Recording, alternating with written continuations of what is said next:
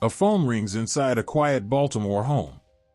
Rey Rivera answers it, says one word, "Oh," and rushes out the door. He is never seen alive again. 8 days later, his body is found behind a locked door, inside a room that had been sealed shut, beneath a jagged hole in the ceiling. Beside him, laid out on the roof above, his phone. His glasses. Both completely undamaged.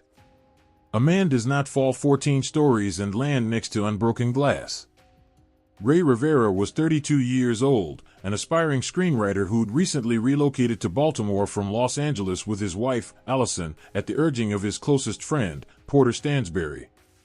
Stansberry ran a financial publishing company, Stansberry and Associates Investment Research, and Rivera had come on board to write for the firm while chasing his real ambition on the side. By most accounts, the couple wasn't thrilled with the move. Baltimore wasn't Los Angeles, and friends later described Rivera as increasingly on edge in the weeks before he disappeared. Allison would later tell police about specific moments that stuck with her, Rey reacting with unusual alarm when their home security alarm went off for no clear reason, and an encounter with an unfamiliar man in a park that left him visibly shaken afterward. On the evening of May 16, 2006, Rivera is at home. Allison is away in Richmond for work, though a friend of hers is staying at the house. The phone rings. Rivera answers, mutters that single startled "oh," and leaves in a hurry. He doesn't come back. His car turns up abandoned nearby. Investigators and Rivera's own friends fan out looking for him. Back at the house, Allison finds something that stops her cold, a note taped behind Rivera's computer, filled with disjointed, rambling references. Movie titles. Fragmented thoughts that don't connect to anything. It reads less like a goodbye and more like the inside of someone's head spilled onto paper. 8 days pass with no sign of him. Then, 3 of Rivera's friends and co-workers are searching the parking garage next to the Belvedere Hotel, directly across the street from the Stansberry and Associates offices, when they spot something from the upper level, looking out over a portion of the hotel's rooftop. A pair of flip-flops.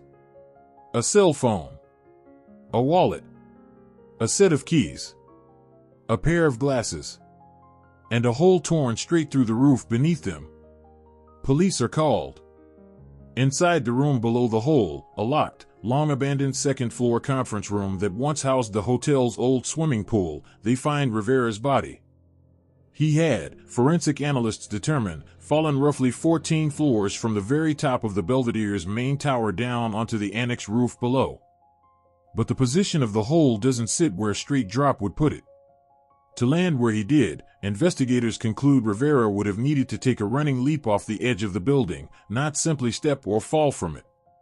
His phone and his glasses, laid out on the roof beside the hole, show no damage at all. One of his 2 flip-flops has drag marks across it. The strap on the other is torn. Bystanders on the rooftop that day later report something else. They never once saw police dusting for fingerprints, photographing the scene, or collecting evidence up there. The Baltimore Police Department rules the death a suicide. The medical examiner refuses to go that far, officially classifying the cause as undetermined. Rivera's family rejects the suicide finding outright.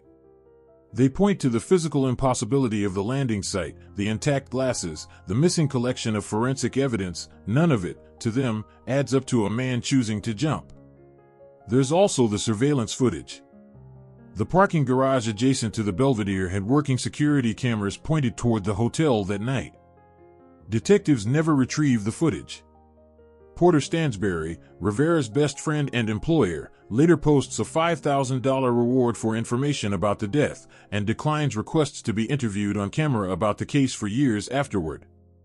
An FBI review of the note found behind Rivera's computer later concludes it reads less like a suicide note and more like disorganized, psychotic-sounding writing. And a separate federal report on the case states investigators believed Rivera may have been experiencing bipolar disorder in the period before his death. Neither conclusion has ever been independently confirmed by the family. No suspect has ever been named. No arrest has ever been made. One theory that surfaced after the case reached a wider audience points to a movie Rivera referenced in his note, a film in which the main character leaps from a rooftop and crashes through a glass ceiling below. Some have speculated Rivera may have been attempting to recreate that exact scene. It's never been confirmed. It's never been ruled out either. Nearly 2 decades later, the conference room where Rey Rivera's body was found has never been the site of another answer. The hole in the Belvedere's annex roof was patched over years ago. The case remains open, undetermined, waiting for evidence that was never collected the night it mattered most. If you want to uncover more dark truths and hidden histories, subscribe to FrameTale HQ, hit the notification bell, and leave your thoughts on this story in the comments below. Until next time, keep searching for the truth. If the medical examiner refused to call it suicide and the surveillance footage was never even collected, what do you think that says about how seriously this case was actually investigated?